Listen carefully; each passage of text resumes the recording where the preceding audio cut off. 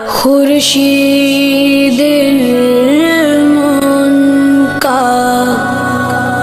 درخشاں ہے آج بھی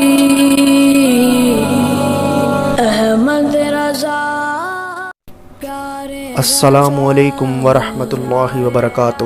پچھلے 2 پارٹس میں آپ نے نزول آیات فرقان کے کچھ حوالے دیکھے۔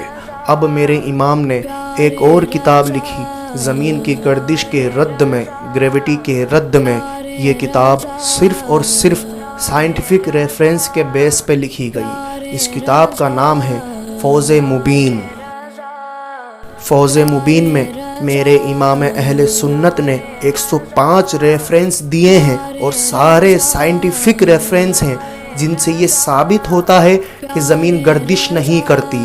ان میں سے 62 ریفرنس جو ہیں وہ اٹریکشن اور کوٹیشن کی رد میں، گریوٹی کی رد میں، اور بقایا 43 ریفرنس جو ہیں وہ زمین کی گردش کے رد میں ہیں۔ گریوٹی کا پتہ کب چلا؟ شاید ہی سب لوگ اس بات کو جانتے ہوں کہ نیوٹن 1665 میں وبا سے ڈر کر گاؤں کی طرف بھاگا۔ اسی گاؤں میں اس نے پیڑ سے سیب کو زمین کی طرف گرتے ہوئے دیکھا۔ تب اس کے دماغ کے اندر گریوٹی کا خیال آیا۔ سوچنے کی بات یہ ہے، میرے امام اہل سنت فرماتے ہیں، کیا اس سے پہلے نیوٹن نے کسی اور چیز کو زمین پر گرتے ہوئے نہیں دیکھا تھا؟ اور اگر دیکھا بھی تھا تو اس سے پہلے اس کے دماغ میں کیا خیال تھا جو سیب زمین کی طرف گرنے سے اس کا خیال ٹوٹ گیا؟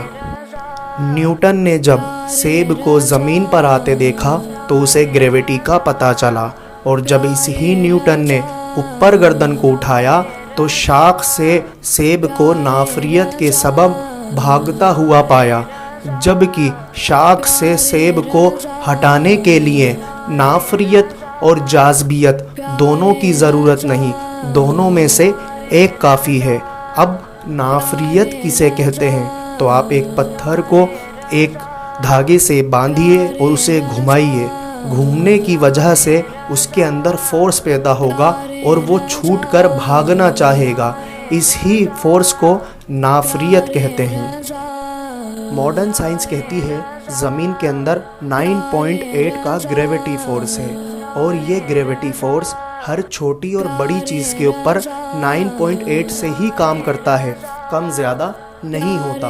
اور ماڈرن سائنس کہتی ہے کہ یہ 9.8 کا گریوٹی فورس اس ایٹماسفیئر کو اپنے ساتھ لے کر چلنے میں کامیاب ہے۔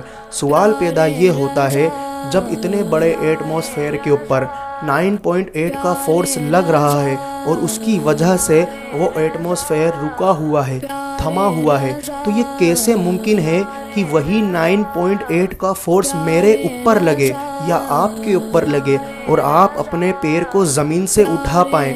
ہونا تو یہ چاہیے تھا کہ 9.8 کے فورس کی وجہ سے ہم لوگوں کو زمین سے بالکل چپک جانا چاہیے تھا کہ ہم ایک قدم بھی نہ اٹھا پائیں اور کوئی چیز آگے سرک ہی نہ پائے۔